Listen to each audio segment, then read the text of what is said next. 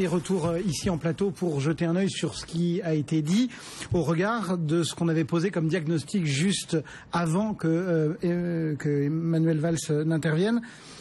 Qu'est-ce que vous avez retenu? On a parlé quand même un petit peu, juste un petit peu, Jérôme Barré, de fiscalité. Oui, un petit peu. On a parlé de la baisse de l'IS, qui est tout à fait intéressante. Ça, on est clair là-dessus. On a parlé du maintien du régime d'impatriation pour les salariés venant de l'étranger. C'est toujours intéressant parce que c'est attractif. C'est doublement intéressant parce que pour les salariés un peu plus fortunés, ils ont aussi la question de l'ISF et elle est suspendue pendant 5 ans, donc c'est intéressant. On a parlé de la fiscalité locale et de suspension provisoire de ces localités de fiscalité locale pour les entreprises qui venaient s'implanter. J'entends toujours ça avec beaucoup d'attention. Ce qui me frappe dans la pratique, c'est qu'on vous autorise à avoir un avantage particulier, on vous le donne sur le moment, et le texte va interpréter, redétricoter, retravailler, recharcuter quelques années plus tard, et vous allez avoir une série de redressements qui vont aller dans ce sens-là. C'est la même chose pour l'outil professionnel exonéré. Pourtant, il a parlé de stabilité aussi, Manuel Valls. Oui, mais la stabilité, il faut qu'elle soit réelle, et non pas inscrite sur le papier, et que finalement, l'administration fiscale repasse derrière d'une façon ou d'une autre, et réinterprète les textes à sa façon.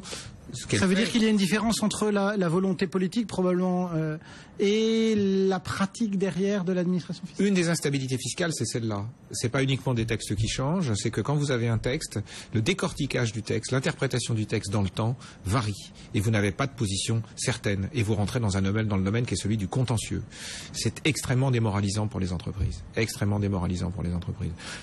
Alors à chaque fois que j'entends ce type de mécanisme dérogatoire, je trouve ça très intéressant, mais il faut absolument remplir les clous et au-delà même de ce qu'on vous demande comme condition, parce que vous n'êtes pas certain qu'on ne viendra pas vous retrouver quelques années plus tard.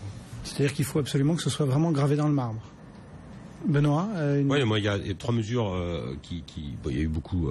J'allais dire, Manuel Valls c'est un peu le turiféraire de sa propre politique à un moment donné, et on a attendu la fin pour parler de fiscalité qui m'intéresse. Donc il y a 3 mesures. Avant, on a parlé de bureaux, de métro, de start-up, on a parlé de tout ça. On peut en parler, notamment 40 incubateurs. Moi, la problématique, c'est pas de créer l'entreprise, c'est de donner toutes les conditions à la fois à l'entreprise et au chef d'entreprise pour qu'il demeure en France. Et c'est pas uniquement lui donner les moyens. Et c'est vrai qu'ils existent pour lancer son business. Mais sur les mesures fiscales qui m'intéressent, effectivement. On vient de le dire, l'IS à 28%, ça va naturellement dans le bon sens. On va descendre dans le taux d'IS le plus élevé en Europe, donc il est quand même temps de le diminuer. Il y a également les mesures des impatriés, mais alors formidable, puisque nous allons donner la faculté à des salariés de venir en France et pendant 8 ans au lieu de 5 de ne pas d'être exonérés pour partie d'impôt sur le revenu, d'être exonérés pour partie de l'ISF. Mais si jamais ce salarié a envie de créer son business en France grâce aux incubateurs, eh ben là il va y avoir l'exit tax. Donc viens en France, mais tu auras du mal à partir. Donc j'aurais aimé, moi aussi, qu'on puisse donner tous les moyens à ces salariés qui ont envie de créer de la richesse en France, qui ont envie de créer un business en France, eh bien, de partir librement. Et il a parlé, dernier point qui m'intéressait, de convergence fiscale européenne.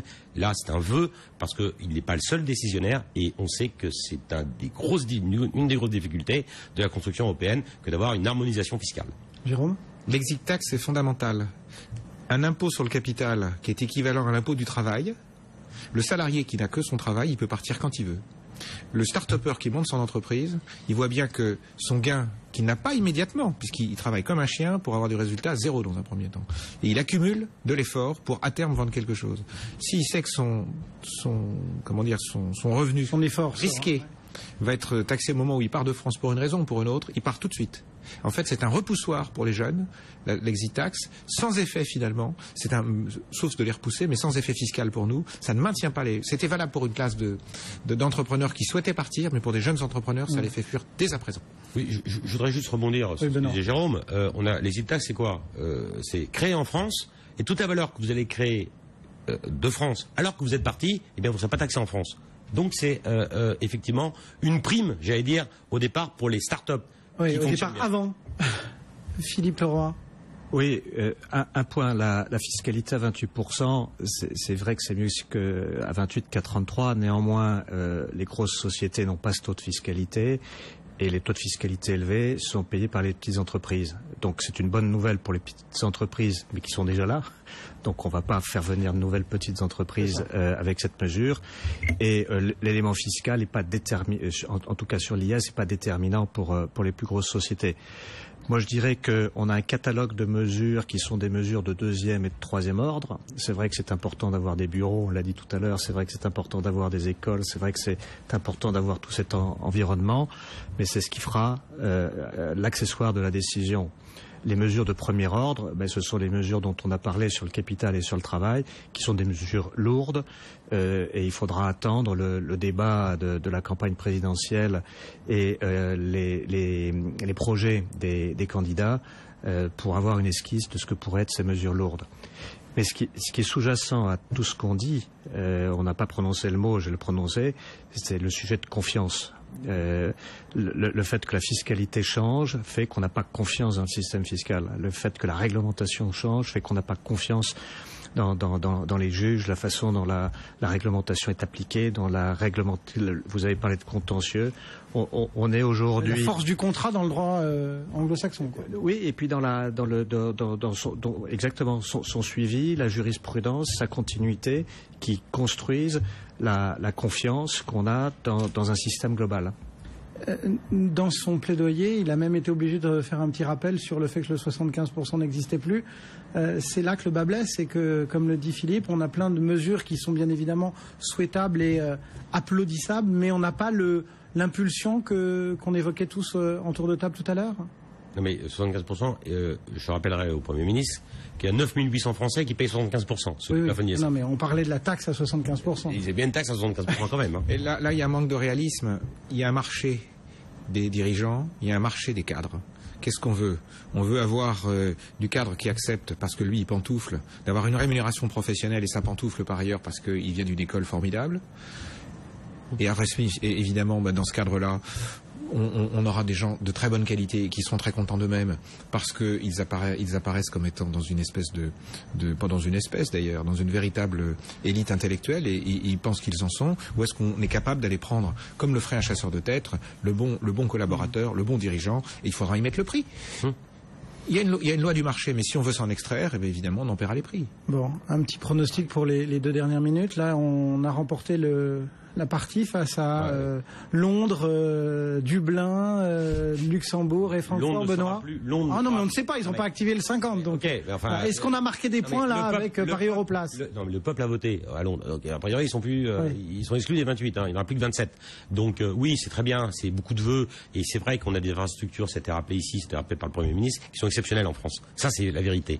Je suis désolé, je vais revenir encore une nouvelle fois sur la fiscalité, mais c'est ça qu'il faut sanctuariser. Et les 28% d'IS, je ne sais pas quand est-ce qu'ils s'appliqueront. C'est dès cette année, je l'espère. On a marqué un point ou pas? Moi, je trouve que quand on veut entraîner son équipe de rugby à aller affronter des gros costauds en face, il faut en avoir, il faut que le discours soit fort. Vous parliez de confiance. Aujourd'hui, j'ai trouvé que le discours était faible. Le discours est froid, c'est de l'eau tiède, c'est très amusant. On fait un petit jeu de mots comme on le fait un peu à l'américaine, peut-être avec moins de talent quand on introduit son dossier. Mais est-ce qu'on a envie d'y aller derrière en se disant, ça y est, ça c'est un patron, c'est celui qui nous emmène? J'en suis pas sûr. Philippe? Un pronostic.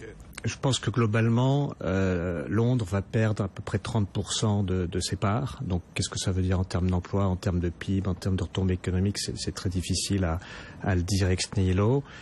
Et je pense que si la France remplit un bon nombre de conditions, et ne serait-ce que la moitié de ce qu'on dit sur la fiscalité du capital et du travail, il y a le tiers le tiers des 30% qui peuvent venir à Paris. Oui. Bon. Et si on est très attractif en allant beaucoup plus loin sur toutes les mesures qu'on a énoncées, le 30% peut venir 40-45, la France pourrait prendre la moitié.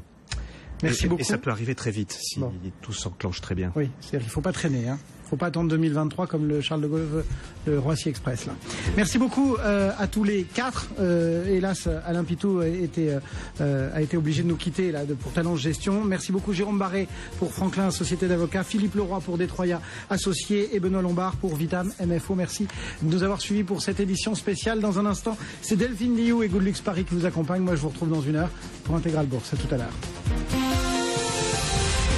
Édition spéciale sur BFM Business.